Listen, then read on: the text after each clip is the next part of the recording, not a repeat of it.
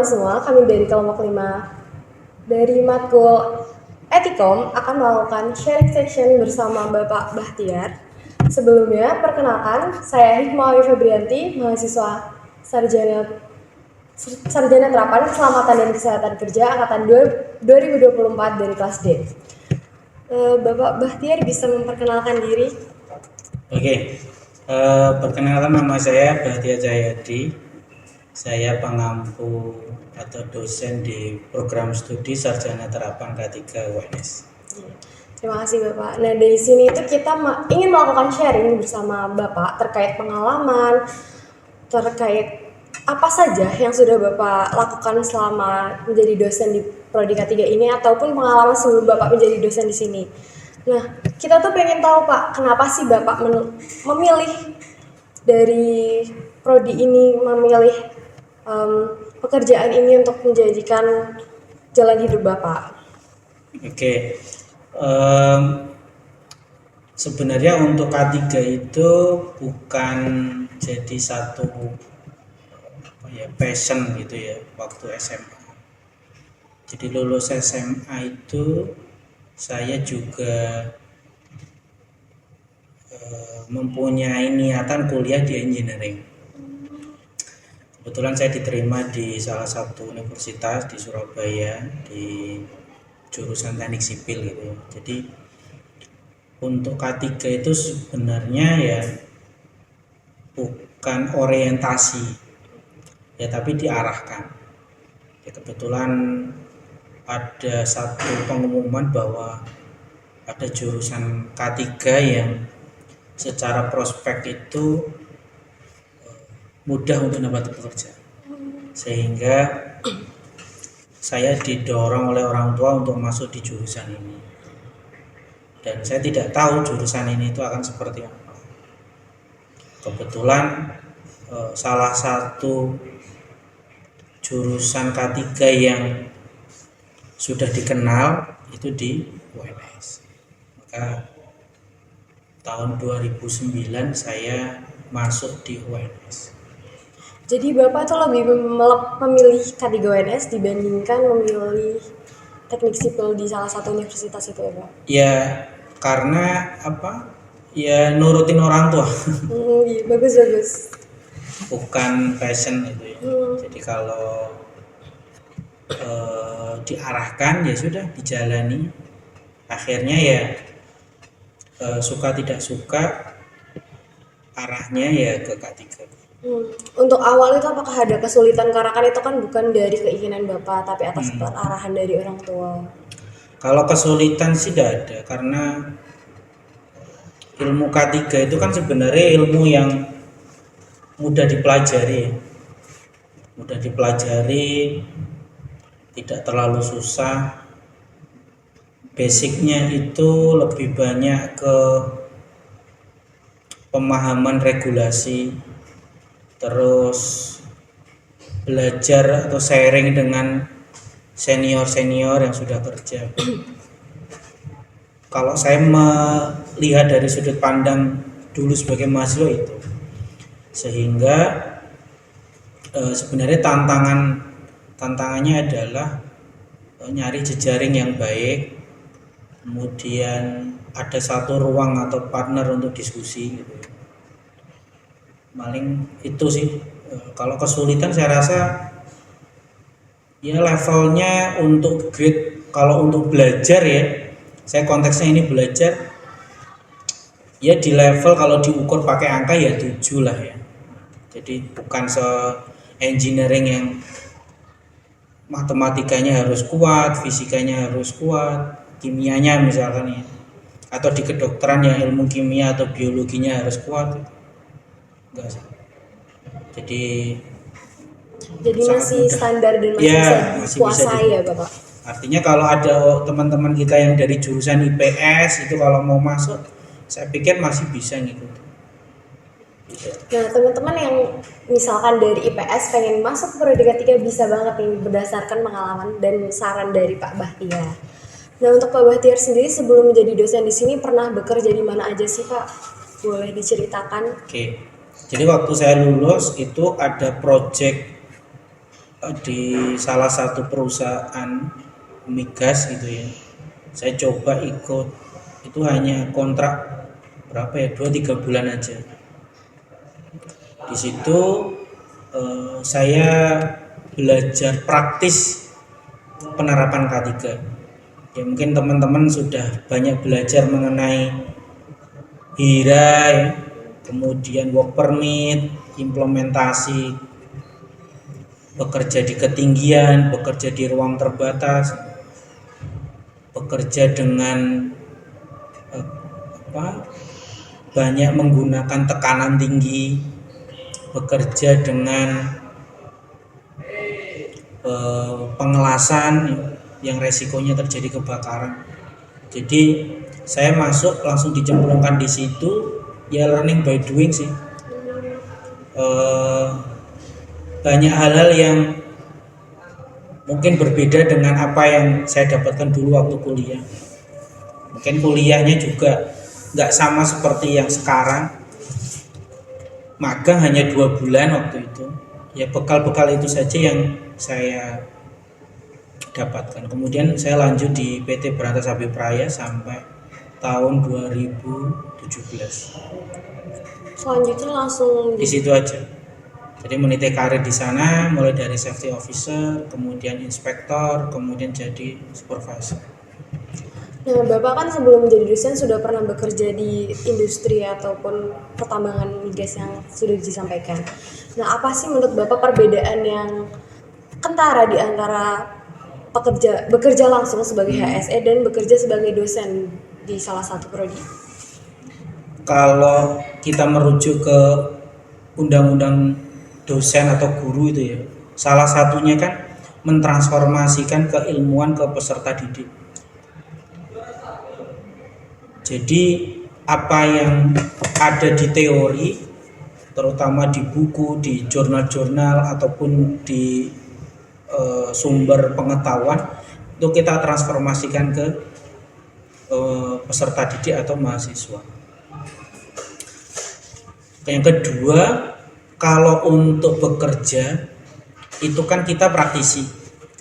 Jadi ya kita melaksanakan program-program K3. Jadi sifat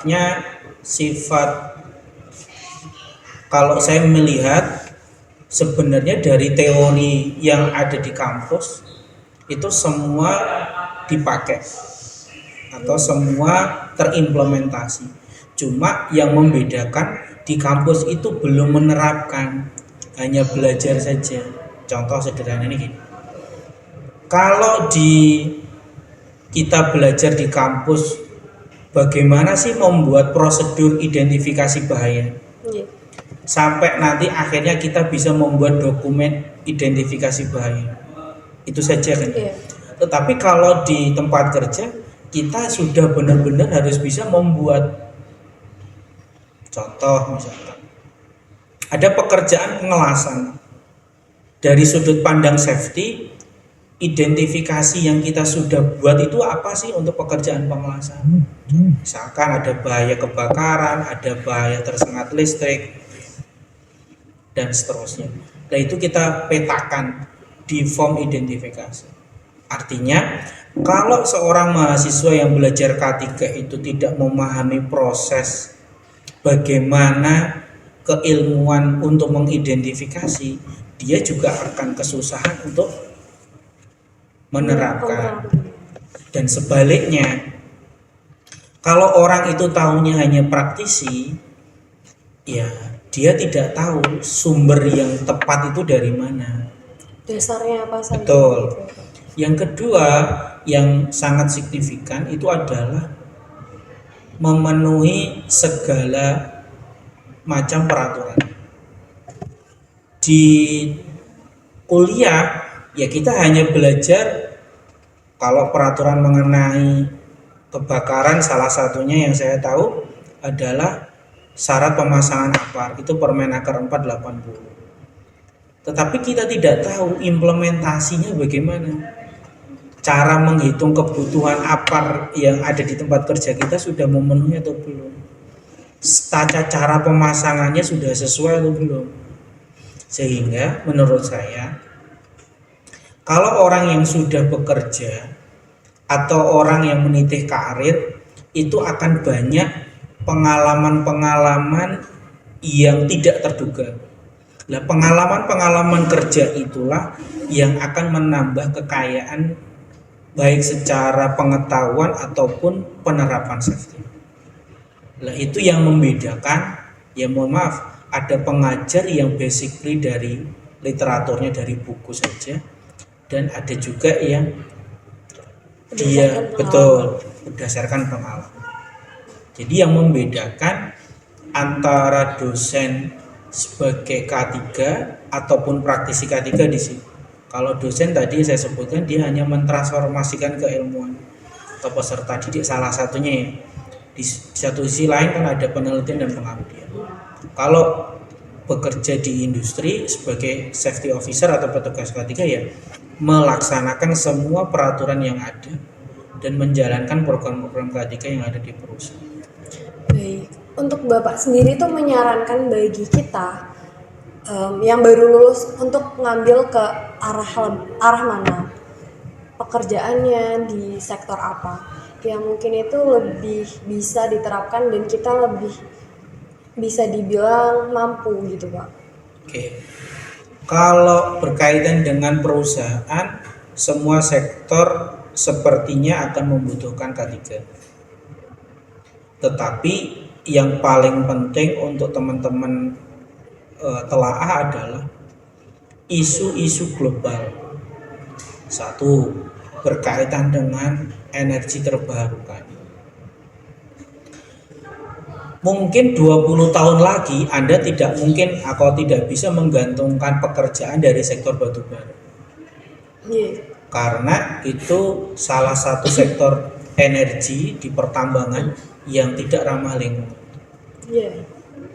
Maka yang perlu kalian harus juga update, khususnya di Indonesia itu larinya kemana? Misalkan saya kasih contoh satu, sekarang industri sawit khususnya di K3-nya itu lagi naik tren. Karena sawit juga untuk suplai energi terbarukan. Kita malah baru tahu ini Pak ada energi terbarukan dari sawit yang Betul. membutuhkan K3 sebagai. Artinya apa? Sektor industri sawit dari hulu ke hilir itu pasti akan banyak menyerap atau membutuhkan K3. Dari sisi perkebunannya, dari sisi pengolahan sawit. Karena sawit itu bisa dimanfaatkan untuk campuran solar, makanya namanya biosolar. Sekarang sudah B40, artinya 40% itu dari biosolar yang dipakai itu dia pakai minyak sawit, gitu ya. Sehingga perlu mahasiswa itu juga pahami kira-kira situasi kondisi industri yang akan tumbuh di Indonesia itu apa. Itu perlu seperti geotermal, kemudian nikel kalau pertambangan mineral ya, atau pertambangan-pertambangan yang mensupport untuk industri. Misalkan industri nikel, bauksit, timah, itu semua kalau di sektor pertambangan dia untuk mensupport industri, bukan untuk energi. Biasanya kan batu bara gitu ya kalau energi. Maka pesan saya untuk teman-teman yang masih kuliah untuk di K3, coba dipetakan kira-kira 10 tahun mendatang setelah saya lulus itu tren industrinya akan seperti apa. Itu yang pertama. Yang kedua, pilihlah industri-industri yang kira-kira Anda punya kapasitas di sana. Artinya kapasitas gini, secara kemampuan knowledge sekolah artinya ya, saya pikir di K3 sudah semua belajar. Satu. Kedua, yang perlu Anda siapkan juga nanti ke depan saya harus magangnya kemana. Yang ketiga, bangun relasi. Sehingga kalau relasinya itu misalkan Anda mau ke arah pertambangan, jadi Anda sudah prepare kan dari semester 1 sampai semester 5 sebagai basic untuk Anda kuliah. Nanti di semester 6-nya ini sudah Fokus ke ya, betul. Dimana di dalam 5 semester itu Anda sudah membuat satu jejaring. Ada kakak kelas, ada alumni yang sudah bekerja. Itu coba di apa ya? Mendekat lah, mendekat, kemudian gimana caranya kita bisa magang di sana. Terus yang terakhir, jangan cepat puas belajar. bener Karena banget. berkembang terus ilmuwan K3, standarnya juga terus berkembang. Saya pun walaupun sekarang jadi dosen, ya ingin terus update penerapan safety yang ada di perusahaan itu seperti apa. Sekarang mainnya itu bagaimana, apa pengembangan teknologi yang dipakai, itu masih. Itu masukan saya untuk teman-teman yang belajar safety. Nah, teman-teman gimana nih? Pemahaman dan wawasan baru dari Pak Bahtiar sangat menyenangkan dan sangat insightful kan? Mungkin dari kita mau bertanya nih, apa aja keterampilan yang mungkin dibutuhkan seperti soft skill dan hard skill yang bisa kita miliki atau persiapkan sebelum kerja langsung di lapangan ataupun bekerja di industri, Bapak? Kalau untuk knowledge, saya pikir yang perlu teman-teman kuasai atau teman-teman perlu butuh effort untuk belajar, satu itu belajar sistem manajemen, entah apapun itu. Kalau Anda mau magang di konstruksi, ya Anda pelajari sistem manajemen keselamatan konstruksi itu seperti apa. Karena industri-industri itu akan bertumbuh pada penerapan sistem manajemen keselamatan. Bisa pakai ISO, bisa pakai SMK 3 gitu. Tapi kalau untuk sektor-sektor tertentu itu sudah menggunakan regulasi yang menaungi, ya seperti pertambangan ESDM gitu ya. Kalau untuk konstruksi di PUPR. Itu salah satu contoh. Yang kedua, kemampuan untuk menganalisis suatu peraturan. Jadi bagaimana kita mengobservasi suatu permasalahan Ya, dan menerapkan berdasarkan betul. peraturan yang ada Betul. gitu ya, Pak? Itu yang kedua. Yang ketiga, kemampuan untuk bisa mengidentifikasi. Saya pikir 3 knowledge itu penting untuk teman-teman kuasai karena basicnya adalah di K3 itu membuat program kerja. Kan harapannya setiap pekerjaan di K3 atau semua pekerjaan kalau dari sudut pandang K3 adalah zero accident atau meminimalisir semua kecelakaan. Maka perusahaan itu harus punya program atau cara atau metode untuk mereduksi kecelakaan. Basicnya dalam membuat program itu dari 3 tadi. Sehingga dimanapun Anda bekerja, di sektor apapun, kalau ketiga ini Anda bisa kuasai, saya pikir Anda akan punya wawasan mengenai keselamatan di sektor tertentu itu akan baik. Mudahnya adalah gini, Anda diajak diskusi dengan atasan ataupun rekan itu akan nyambung. Gitu. Jadi bagaimana kita mengolah suatu data gitu ya? Betul, itu juga bisa. Yang itu berkaitan dengan knowledge atau hard skill. Kalau untuk soft skill, banyak kemampuan yang harus Anda observasi. Satu, paling tidak punya kemampuan komunikasi yang baik untuk level tertentu. Bagaimana cara mengkomunikasikan dengan atasan, rekan sejawat, ataupun dengan bawahan. Suka tidak suka, Anda akan masuk kerja itu di level staff. Pasti Anda akan punya bawahan atau punya orang yang bekerja di bawah Anda. Itu harus pintar-pintar di dalam mengelola. Itu yang pertama. Yang kedua, aspek kemampuan menganalisis suatu data. Jadi kemampuan kita menganalisis suatu data itu penting untuk membuat satu rancangan-rancangan atau planning. Yang ketiga, kemampuan menyusun rencana kerja juga penting. Jadi basic-basic ini Anda dapatkan mungkin di organisasi ataupun organisasi di luar kampus.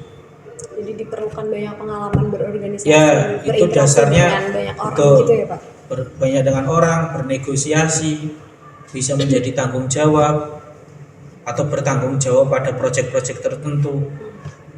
Terus bisa memberikan saran, kemudian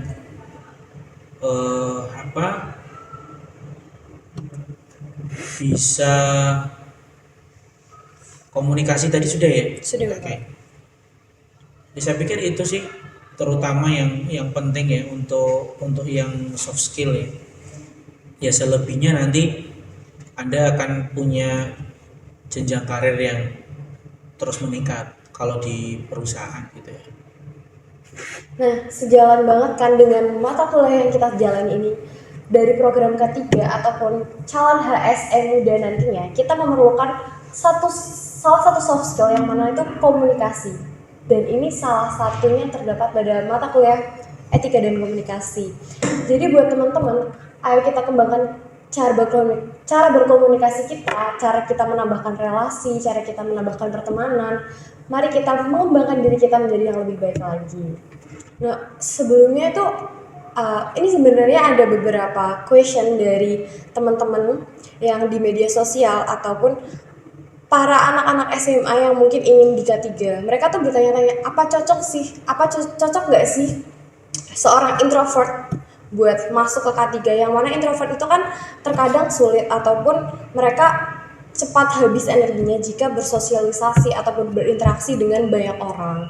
Yang mana K3 itu harus bersosialisasi, berkomunikasi, bernegosiasi dengan banyak orang. Nah, dari Bapak sendiri itu gimana tanggapannya terkait statement itu? Saya pikir untuk teman-teman yang introvert gitu ya, asalkan mau belajar sih bisa. Saya pikir tidak ada yang mustahil gitu ya. Saya juga dulu waktu kuliah nggak banyak ikut organisasi, tapi banyak kegiatan di luar kampus yang saya kerjakan. Jadi organisasi yang saya maksud itu konotasinya tidak hanya di kampus. Jadi di luar kampus Anda bisa berorganisasi ataupun bisa bekerja gitu yang sesuai dengan minat. Saya pikir peluangnya sangat bisa. Yang penting ada belajar, ada keinginan untuk belajar. Ya, mungkin itu saja sih. Kalau ya di teman-teman yang dari SMA yang bergabung mengenal keilmuan K3 ya gitu. Nah teman-teman, jadi jangan berkecil hati buat teman-teman yang merasa dirinya introvert, susah bergaul. Mari kita mulai dari sekarang untuk memulai kegiatan baru, memulai berorganisasi ataupun berteman dengan teman-teman yang jauh di luar sana. Ayo kita gapai mimpi kita, gapai keinginan kita, mulai dari hal-hal kecil, mulai dari diri sendiri yang memiliki keinginan untuk tumbuh dan berkembang. Nah mungkin sekian dan terima kasih Bapak untuk wawasan tentang Ya, K3 sama-sama. dan tentang pengalaman yang Bapak sampaikan di sini. Semoga bisa bermanfaat bagi teman-teman semuanya. Dan saya mohon maaf apabila terdapat kata yang kurang berkenan sama-sama. disampaikan. Saya terima kasih sudah diundang. Terima kasih sekali Bapak, terima kasih atas waktunya. Ya, sama-sama.